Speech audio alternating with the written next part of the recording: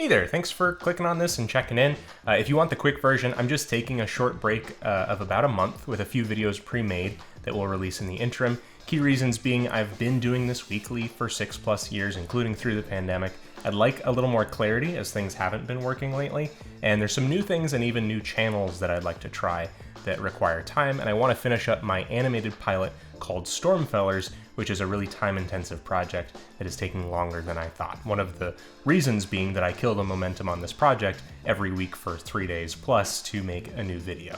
The focus of the channel is still going to be the same, character design, visual storytelling, and Biko's backpack and everything else that I do is not affected by this video break. So first of all, since you're watching past this point, you're interested in hearing some of the context on this, and I think that some of it is insightful for creativity in general. Most of all, off the top, I just want to curb any idea that this is me complaining in any way. I am incredibly grateful to you for being here, especially the you that takes the time to watch this video and not just the most algorithm-friendly tutorial type stuff.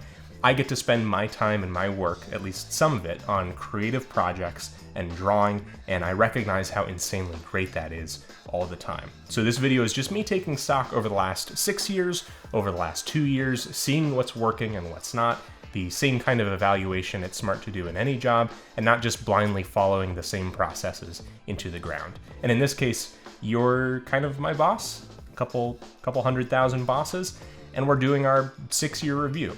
So not complaining, but also recognizing the detractors and negatives along with the positives. And if you somehow feel like my drive or passion or motivation or work ethic should be called into question, just like this bizarre comment, just think about how a marathon runner eventually crosses a finish line and rests before starting another marathon. Like, rest is not an element that we can subtract from work without creating a toxic environment or cycle. I'll also say I genuinely do appreciate your feedback or suggestions. I know a lot of people are going to want to weigh in here on what they think will help. Just know that chances are it's either something I've already considered or it's something I'm trying. Advice like, you should just make what you want to and not care how it does, sounds really romantic, but in a lot of ways this is my job, a job that needs to be done well to succeed, much the same way that any job, like the one that you might have or your schoolwork, has requirements that you can't just ignore. So a month isn't a super long time. I just wanted you to have some explanation and context instead of just disappearing out of the blue. So the reason for this short break is that it's been 6+ years of weekly, sometimes twice weekly uploads. I've long lived in fear, mainly because I was told by multiple people and reinforced by YouTube themselves that longer than a week to release a new video hurts your channel. So that includes taking a week off, even the 1 or 2 weeks vacation a year that most jobs do get. That includes a project taking longer than a week to finish. So not only is that pace over 6 years without let up pretty ruthless, especially because I'm not just reacting or creating low effort content based on something that already exists. I'm writing, teaching, drawing, animating, all really time intensive things. I'm also recognizing that this once a week schedule rule isn't necessarily absolute across the board. If I was making videos where I'm competing with everyone else to review the new product, or if I'm just too good dropping the latest Lego leaks, if I stop doing that, or I do that less frequently, someone else is just going to take my place. But in reality, while releasing as often as possible in an ideal setting obviously helps things, I'm starting to think that less frequency isn't the detrimental channel killer that I thought it was. And in its place, almost the videos that I get out just to have a new upload up might be doing more harm than not uploading at all. So creating a new video every week, which is typically 3 days of work, coming up with what to teach, what to say, what's going to be interesting, creating art if I need to, filming, editing, it's a lot of work, and there are often times where I'm going, okay, I don't necessarily have a new thing to teach since last week, or a new character design, especially when you're doing it 6 years straight. I don't think anyone actually learns new fully formed teachable concepts at that frequency, nor do they just have complete production-ready premium character designs all the time either. Sometimes I'm able to share my learning process, but that doesn't tend to go as well. I like to repackage and iterate on things that I've touched on before, but still that only goes so far and only bails so much of the water. It also affects the quality, because it's not like every video is actually the best I could do, it's just the best I could do within that week. which often leaves me wondering how much better things could be with even a little more available time. I am also mid-epiphany about the style of content, what people are looking for, and ways that my presentation could be more engaging.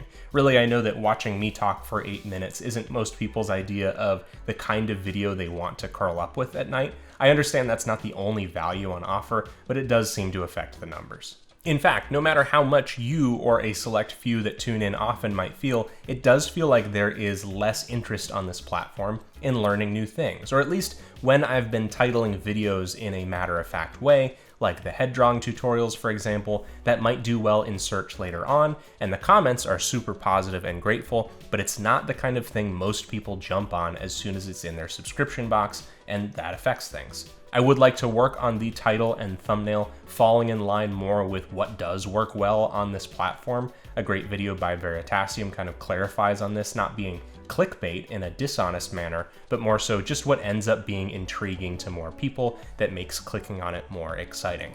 And in line with that, I think there's a way for me to present the vegetables that this channel has on offer in a more appealing way, because people generally don't go out of their way for vegetables despite knowing that they're good for them. This channel also started as a way to teach and share my work, which includes all things characters. However, where I once thought I could include things like sculpting or toy making videos, the Character Select podcast, all on this channel, I recognize how much it needs to be more focused. And you've been there. I've made vlog style videos, I've done those podcasts and speed paints with no commentary and things that a sort of catch-all style of content making, which is not what channels that do well on YouTube are doing anymore. I've also started to feel, along with that, like I'm slowly fading into the background of my own stuff, and I'm not really able to make the things that I'd like to. That I'm not really a part of my content, or I'm a sort of footnote to it. It's become a little bit of a spiral where, okay, a tutorial type video does really well, and then I make something that's more personal to me or features my work more, and that doesn't do as well. That makes logical sense, that's fine. On YouTube, that's sometimes called the one for me, one for them rule, where one thing is more crowd-pleasing and the next is more self-indulgent, and you strike a balance between the two. But lately, even those tutorials, something I'm making to help you, the audience, where I'm putting a hold on my own projects to make them, mostly aren't landing in a way that makes them even worthwhile to make, which sort of leaves me going, if I'm going to make something no one really shows up for, why not just work on the projects that I'd like to? And not only is that not the solution, don't worry, I don't like how reactionary or working from the back foot that leaves me. It almost is like working with fear being the main motivator, which leads to bad creativity and a bad experience while working. I know that a lot of people have come to my videos and streams talking about how calming they find them, and I really appreciate that. But for a long period of the time that I've been making videos, there's this level of desperation that reflected both some difficult circumstances in real life and my own improvement. And I feel like that's one of those things, that desperation was helpful when I needed it. But now that I'm in a place where I don't need the desperation as much, not necessarily improvement, I need to find a way to unlearn it. And I feel too like I have a lot of folks who are fans of the things I do, and I feel like they should be able to get some of my time through streams, through Patreon stuff, through more meaningful work from me, and they're done a disservice when all my time is taking up trying to make new videos that are the most accessible to the most people that they can be. But that goes back to the limited amount of time there is in a week, because I can't add more things to do without removing something. And as far as what does well, it does leave me at times in a difficult, even alienated spot. For example, the two videos that had the most work behind them this year, the first being the Klonoa amiibo video and the second being the Jamborella's miniature, are also hands down the worst performing. And there's good logical reasons for this too. An audience of people that are, say, 14 or 15 years old that want to know how to make comics or maybe animate and don't have the interest or resources to 3D print something probably aren't going to tune into that. It's also obviously not what the main focus of the channel is. It's clearly a detour. The awkward thing is, though, it's still character design as far as what I originally intended. And also, as someone who's almost 30, there's something really limiting about only doing things that a 14-year-old could also do. That should make hopefully some immediate sense. So going back to the two 3D printing centered videos, I'm not saying those two videos are even that good, but I do know that people like Craftsman, Studson, North of the Border, lots of channels are making things like that. And it's also the point of those channels. The thing that's being made and an entertaining version of that process is the point of the video. Maybe not necessarily education first. So people know what they're signing up for. Model and toy making and 3D have been a really big part of what I wanted to do with my character design work for a long time, getting that perfect mix of hands-on workshop work and digital work. So likely this is just something that would need its own channel to succeed. So I'll put a pin in that. I've actually just changed up the workspace a little bit here so that there's a little bit more room for like a central creating space and not just the computer in the center of my office. The rule though that comes up on YouTube almost constantly for me is this inverse effort to results quotient. So those two videos, 80 hours of work each, sub 10,000 views, fine. On the other end of the spectrum, it's Saturday night and I have no video for the next day. I write and film something in the matter of a few hours, one of the easiest videos to make of this year, boom. It's going on 700,000 views, second most watched thing ever. And yes, there's just raw statistical reasons why this did well. But if I want to get a little pessimistic, I am not really a part of that video. I don't think any of my work is in there. The thumbnail is Caillou. It's more about storytelling than anything visual. That contrast between when I enjoy making something it does this, and when I am barely even a factor in why it does well it does this, I mean, think about how you'd like react and reconcile that. My aim isn't to make the biggest clout-chasing, view-maxing videos, it's to make genuine stuff with creativity and my work and to help you out along the way. There's just a balance to making it worthwhile and it doing well enough that I feel good about making the next video.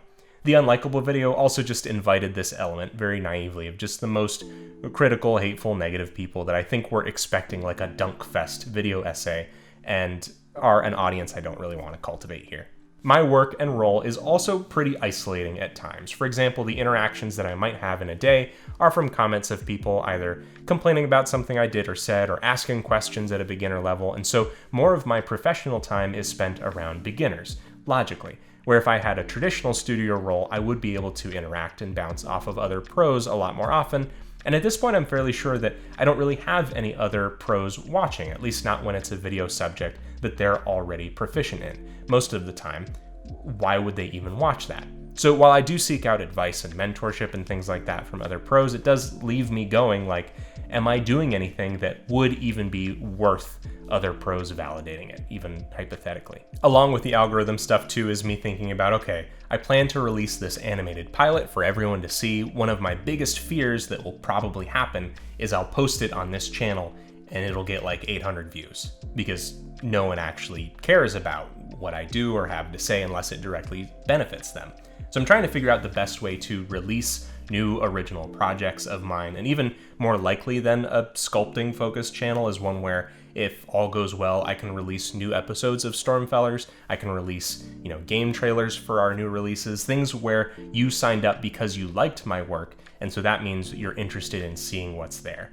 And maybe if you stick around at the end of this video, I'll give you a link if you're really interested. So along with the isolating aspects of COVID, the negative stuff from that video in the weeks it was viral, pushing through every week during the pandemic, all along with stuff like our landlord selling out from under us and needing us to move, it all stacks up physically and mentally. So I'm looking forward to a little bit of a rest from making something new every week, and I'm hoping it will allow me to return with something I enjoy making and you enjoy watching. So along with those two 3D printing videos, some of my favorite videos have been the art skill side quests or the Let's Design series, which are both an exploration of a kind of character design and then my attempts to make something inspired by it. I love that format, I love making that, and so hopefully you'd like to see more of that too. I've made a little playlist of some of my personal videos from the channel here. One option I'm thinking about is making seasons of content, kind of like what they do in television, where there are the briefest of breaks in between constant production. That way I can install regular interludes to refresh and kick off the next season with momentum in a way that you guys can anticipate. And of course, not that I'm in any way stopping teaching, but I do still have my course and personal means of teaching for those who want it, which may be the better format than making free videos that no one seems to want sometimes. Now, as far as how I'm spending my time, it will only partially be on my laurels because I'm going to really put my nose to the grindstone on Stormfellers. This is a project that I hoped to be done with by the end of 2021. However, the move set me back a few months, and as far as the particulars of single-handedly creating a 3D animated short, even for someone with experience previously in 3D animation, each step of the way it becomes apparent how much more work there is to do than expected.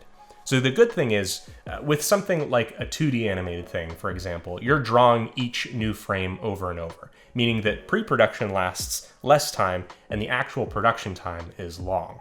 With 3D, it's almost the inverse. You're building a really complicated puppet for each character, which makes for a really long pre-production time, but then the actual animating is considerably less. So once everything is completed for the pilot, new episodes of the series will take a lot less time to make because the main characters and a lot of the setting are all reusable. So I'm happy to say that we are in production. We've been through the animatic stage, everything in pre-production like character modeling, retopologizing, texturing, rigging. Instead of my previous plan to draw facial features frame by frame on the characters, I've created animatable face rigs as well. There's shading and the look in the render, and of course backgrounds. A little bit more work to do on a couple of those things, but just because everything isn't done yet doesn't make it not a lot of work. I've been really loving this project. It's challenging, it's rewarding, and there was a point where I was making an effort to get it out by the end of 2021, but I don't want this to be rushed. I don't want it to have to just hit a deadline like I do with almost every video. So I really hope you'll enjoy Stormfellers. Now, like I said, I'll probably be releasing this first episode on this channel, but I will also be simultaneously releasing it on that new channel that features the final product of my creative projects. That channel, I'm not even putting in the description, I'm just putting it on screen here. There is nothing on it, but it's called Lumenco. If you'd really like to see my work because you're interested in what I make, that's definitely a channel you'll want to be subscribed to. But for now, I'm keeping it on the down low, just for you folks who made it to this point in the video. A link I will put in this description, if you aren't already on it though, is our newsletter sign up, which in 2022 is kind of one of the only ways to get in touch with you without something needing to be ran by another platform's algorithm. We don't spam you. It's a good way to see big new things when we do them. And there's often newsletter exclusive things as well, like the PDFs from last month. A lot of things said in this video, most of them are based on my personal feelings at this point, so it doesn't necessarily mean any immediate actions, but you can at least kind of see the predicament I feel like I've been in the last little while. Not to worry, a break in videos does not mean a break in Biko's backpack. We've got a really fun pair of cards and pins in January and February, and you'll see those soon. Thank you sincerely if you've made it to this point in the video, and for your support and understanding. Thank you for watching, some of you for 6 years now, and please have fun creating.